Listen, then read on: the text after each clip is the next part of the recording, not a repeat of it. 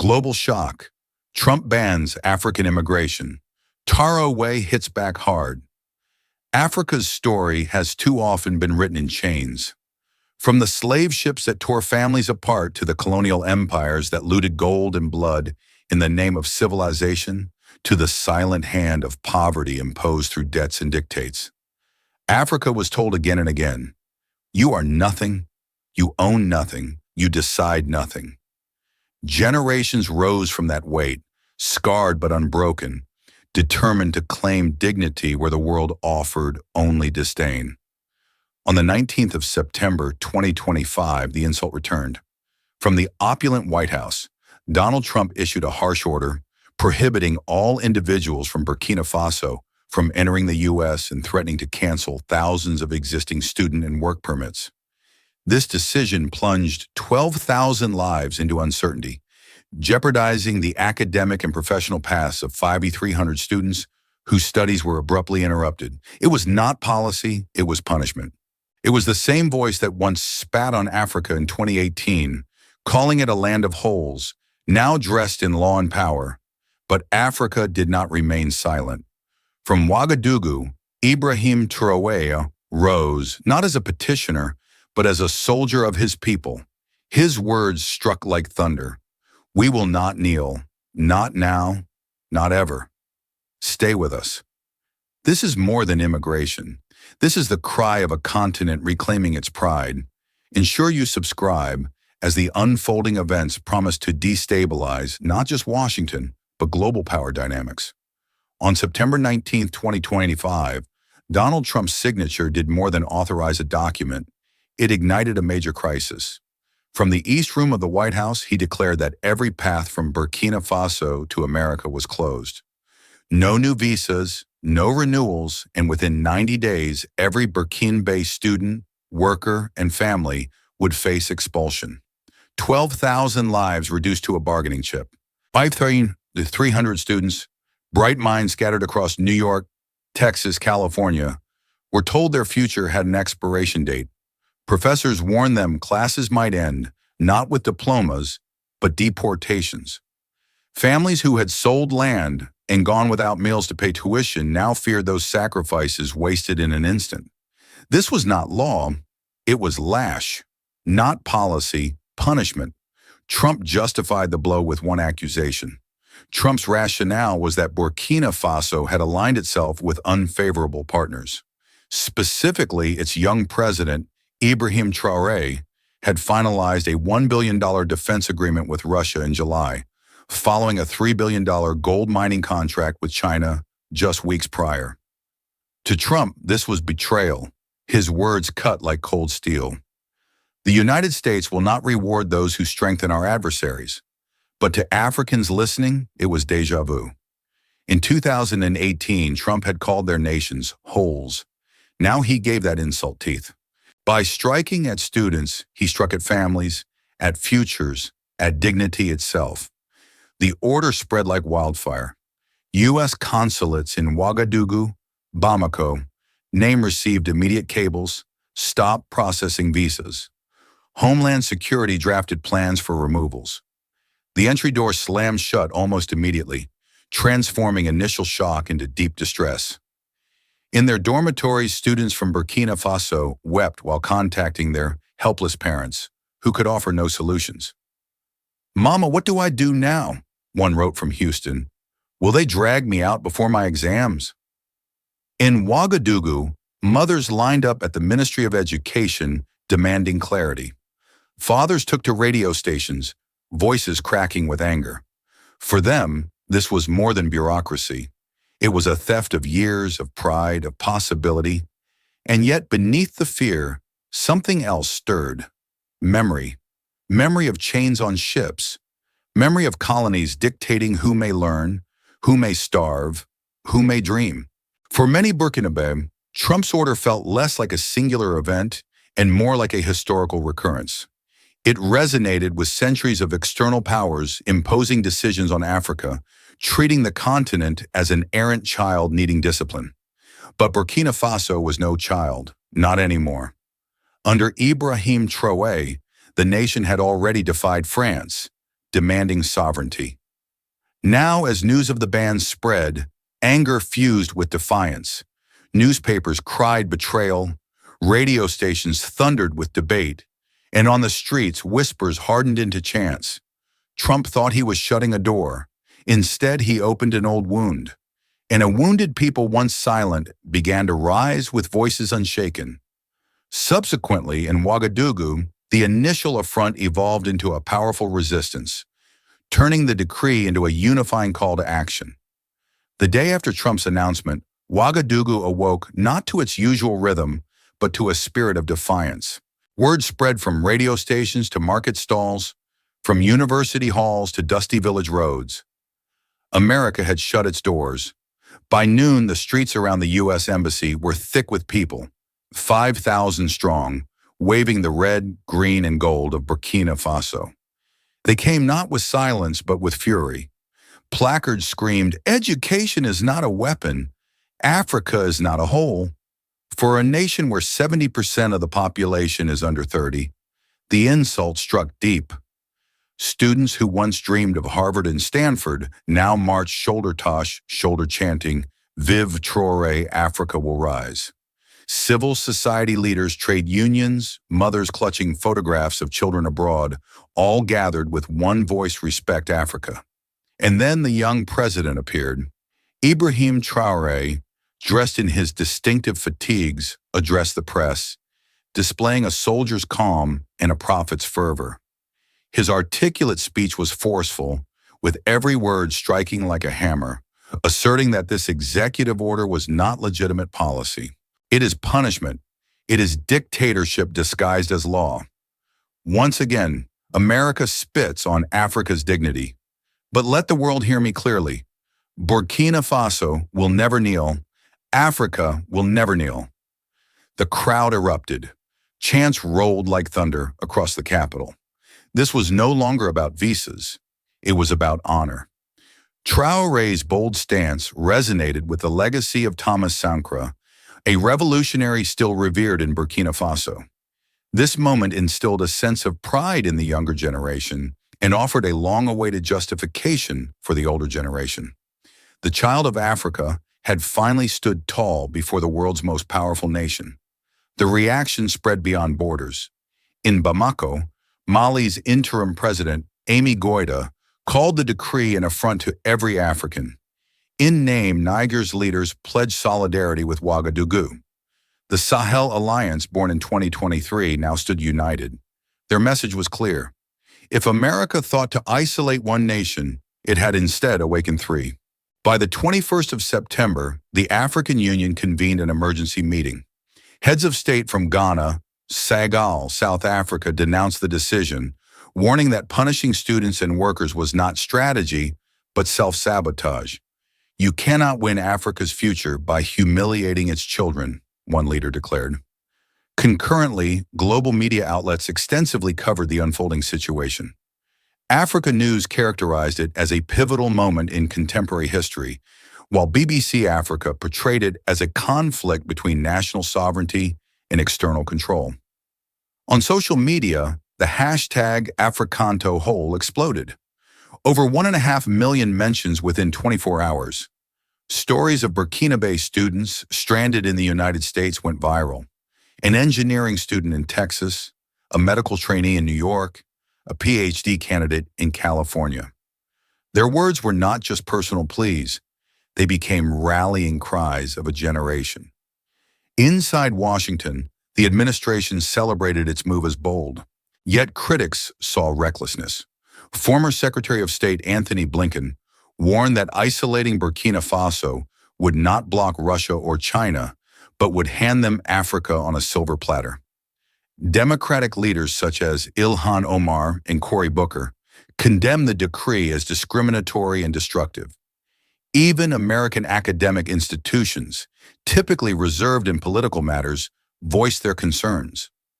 Prominent universities like Columbia, Harvard, and UC Berkeley appealed for a review of the decision, emphasizing the significant contributions of African students across scientific, medical, and cultural fields. But on the streets of Ouagadougou, none of those debates mattered. What mattered was the sound of a people no longer afraid. Day by day, protests swelled. Outside the U.S. Embassy, banners grew bolder. Our dignity is not for sale. In northern Kaya, youth staged sit-ins declaring, "We will not be erased." The atmosphere was charged, volatile, unstoppable. A decree meant to break spirits had instead bound them tighter. Where there was fear, now there was fire. Where there was humiliation, now there was unity. Nevertheless, the situation held further unexpected developments. While the people of Ouagadougou demonstrated their defiance publicly, diplomatic efforts proceeded discreetly. The outcome, revealed weeks later, would not only challenge America's directive, but also fundamentally alter global alliances. Because on the 10th of October, Burkina Faso was preparing to reveal a pact that would shock Washington, empower Africa, and turn a moment of insult into a triumph of history. Behind the chants and banners, the consequences cut deep into everyday lives. In Ouagadougou, mothers queued outside the Ministry of Education, clutching letters from sons and daughters thousands of miles away. Their eyes carried both pride and panic. One woman spoke to Africa News. "We sold our land so my boy could study medicine in New York. Now they tell us he may be sent home before he finishes. Do they not see his dream? Do they not see our sacrifice?" For fathers, the pain was just as raw. Local radio stations broadcast angry, emotional voices. Speakers recounted their arduous labor in the fields and their careful incremental savings. "We have denied ourselves bread so our children may learn." Now, one man's decree in Washington erases it all. It was not only a political act, it was personal. Felt at the kitchen table, in the schoolyard, in the silence of homes where hope had been invested abroad. In America, Birkin-based students faced sleepless nights. Some received emails from universities warning of visa uncertainties. Student associations reported surges of anxiety with young men and women, fearing they might be forced onto planes mid-semester. One engineering student in Texas confessed online, "I left Ouagadougou to bring back knowledge. Now I am branded a threat." Has education become a transgression? The student questioned. Beyond the individual hardships, the financial burden intensified daily. Annually, Burkina Faso typically received almost $150 million in remittances from its citizens residing in the United States. That lifeline now hung by a thread. Economists warned that a sudden collapse of remittances could shave 1 to 2% from the nation's GDP in less than a year. Businesses depending on dollars sent from relatives abroad braced for shock. For a nation already burdened by poverty and drought, Trump's decree was not just a policy, it was a blow to survival. The streets reflected that fear. Protests multiplied not only in the capital, but in northern Kaya and Bobo Dioulasso. Youth leaders staged sit-ins carrying placards that read, "When you cancel our children's future, you cancel our respect." Teachers stood beside their students, declaring that education was not a privilege to be revoked at another nation's whim. Politically, the crisis became a weapon, and Ibrahim Traoré knew how to wield it. Within Parliament, some opposition members expressed apprehension about potentially alienating the United States. However, Traoré and his cabinet presented the decree as a crucial challenge to the nation's sovereignty. Foreign Minister Karamoko Jean-Marie Traoré implored legislators to consider what true independence meant if they could not protect their own children. Day by day, the executive order transformed from a document in Washington into a rallying cry in Ouagadougou. For Traoré, it was more than confrontation, it was consolidation. His fiery speeches elevated him from national leader to continental figure. Crowds chanted his name not only as president, but as symbol. Traoré is Africa's voice, and yet beneath the chants lay a darker undercurrent, fear for his life. Rumors whispered of plots against him, the price of defying Washington. Commentators abroad even speculated about an Ibrahim Traoré assassination attempt, warning that history had too often silenced Africa's boldest voices. But in Ouagadougou, fear turned into vigilance. Convinced that their leader's struggle was their own, Citizens pledged to protect him. The decree also prompted a geopolitical realignment, as other nations recognized an opening where America had created a void. Russia and China signaled support, offering scholarships, defense cooperation, and new markets. In Burkina Faso's newspapers, analysts compared the moment to the era of decolonization in the 1960s, except this time the battlefield was visas, trade, and alliances. The question lingered across Africa and beyond. Was this crisis simply about immigration, or was it the spark of a broader struggle for Africa's future? And as diplomats scrambled, the people of Burkina Faso waited, not with bowed heads, but with eyes lifted toward the next move in a drama that was far from over. In Washington, the decree ignited a firestorm of words. Within the Trump administration, officials boasted of a bold defense of national security. Conservative commentators on Fox News hailed it as proof that America would not bow to foreign infiltration, while Republican legislators lauded the president for his firm stance against what they perceived as Russian and Chinese influence in Africa. Public indignation mounted outside official circles. Democratic politicians criticized the action as irresponsible. Senator Cy Booker declared, "This is not isolating Russia or China. This is isolating Africa's children." Representative Ilhan Omar stood on the House floor, her voice steady with fury.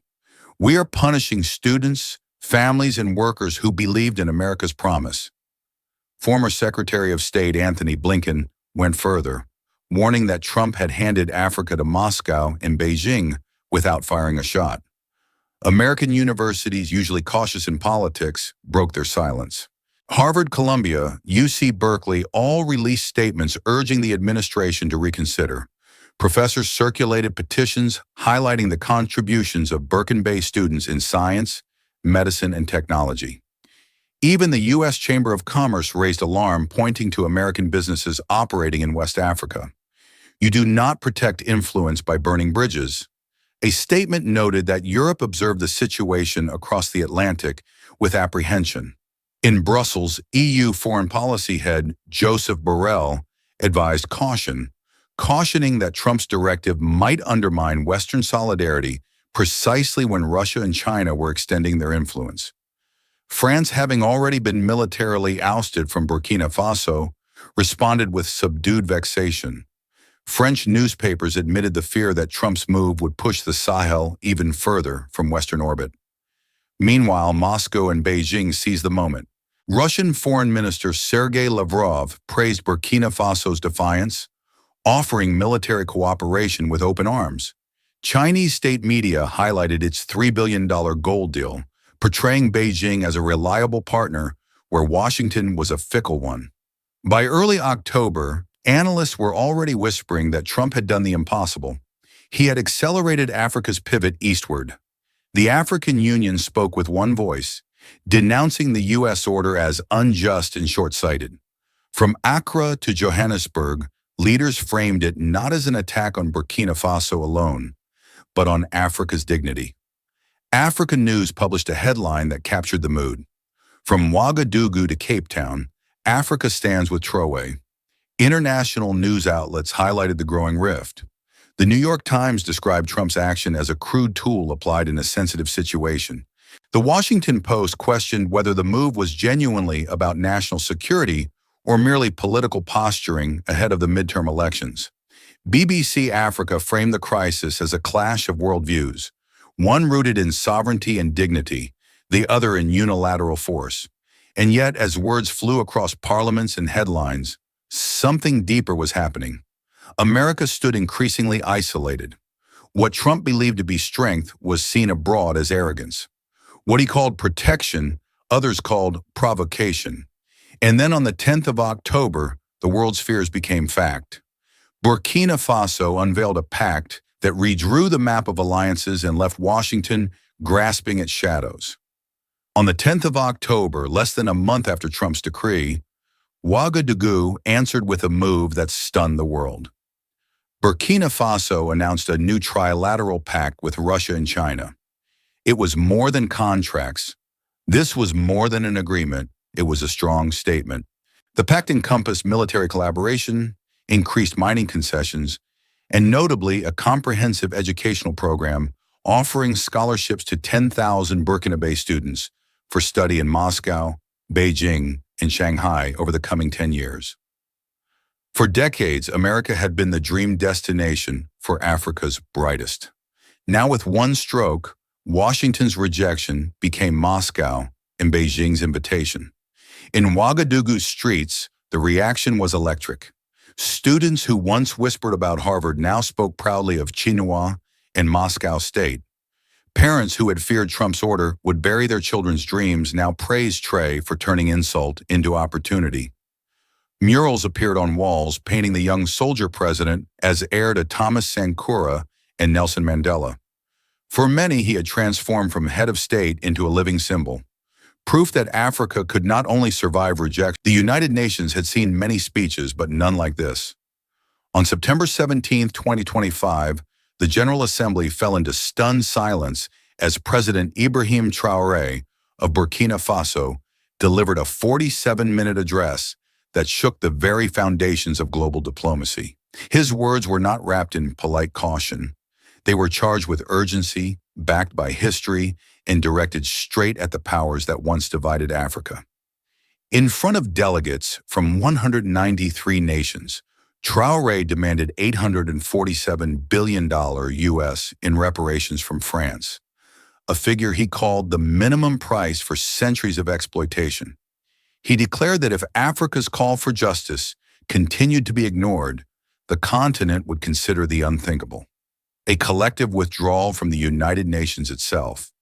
And in the same breath, he unveiled a bold alternative, the creation of a Global South Assembly, a new international body designed to replace Western-dominated structures with one rooted in equality, dignity, and sovereignty.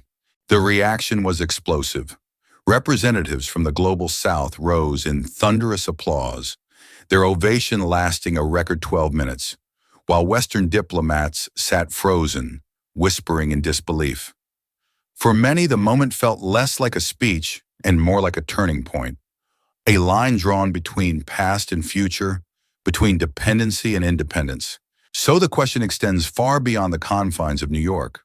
Was this merely a request for funds, or was it the first move in establishing a new global order in which Africa reshapes its international standing? The chamber froze when Traoré raised the figure, $847 billion. It was not a random number plucked for effect.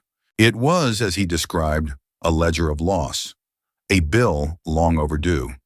To the world's diplomats, the shock was not only in the demand itself, but in the meticulous way it was presented as a legal, historical, and moral indictment of an entire system that had drained Africa for generations. Traoré began with the very institution he was addressing, the United Nations. He accused it of legitimizing exploitation for 78 years, cloaking inequity in the language of order and international law. Since 1945, this body has spoken of peace, yet it has given cover to plunder. Since 1960, when Burkina Faso achieved independence, our sovereignty has been merely symbolic, lacking any real economic power, he stated. His words were delivered not with anger, but with the gravity of factual support. Then he methodically presented his case. Exhibit A, the CFA franc system. For decades, 14 African countries tied their currencies to the French treasury. Burkina Faso was one of them. Under the arrangement, 50% of foreign exchange reserves had to be deposited in Paris. Traoré's calculation was devastating. Between 1960 and 2025, Burkina Faso alone lost $312 billion US through this monetary straitjacket. In effect, he argued, the nation had been paying a hidden colonial tax enforced not by soldiers, but by central bankers. Could any nation genuinely assert its independence while half of its financial resources were held in a foreign country's bank? Exhibit B, resource extraction. Here the numbers grew even heavier. Gold, uranium, cotton, manganese. The veins of the Burkinabe soil turned into arteries of profit for foreign firms. By Traoré's tally, $535 billion US dollars in value had been extracted since independence, flowing into multinational accounts while local communities remained in poverty. He pointed to uranium shipments that powered French cities but left African villages without electricity. To him, this was not trade, but tribute. They called it partnership. But what partnership leaves one side in darkness while the other side glows with light? The sum of the ledger, $847 billion. This was the total Traoré placed before the world. Not symbolic, but calculated based on trade records, reserve flows, and commodity contracts. He contended that it was the economic parallel to a national holocaust, measured not in lives lost, but in opportunities stolen. Unlike abstract speeches of grievance, he connected his claim to established legal principles. He cited UN Resolution 1514, the 1960 Declaration on Decolonization, as evidence that political independence without economic reparations was incomplete. He invoked case law from the International Court of Justice, including rulings on compensation in cases of unlawful occupation. And he quoted the Declaration on the Right to Development adopted by the UN in 1986, which recognized equitable development as a human right. By combining moral appeal with legal precedent, Traoré transformed anger into argument, grief into jurisprudence. The conclusion was unmistakable. If international law has any credibility, then it must also recognize Africa's right to restitution. He called for the establishment of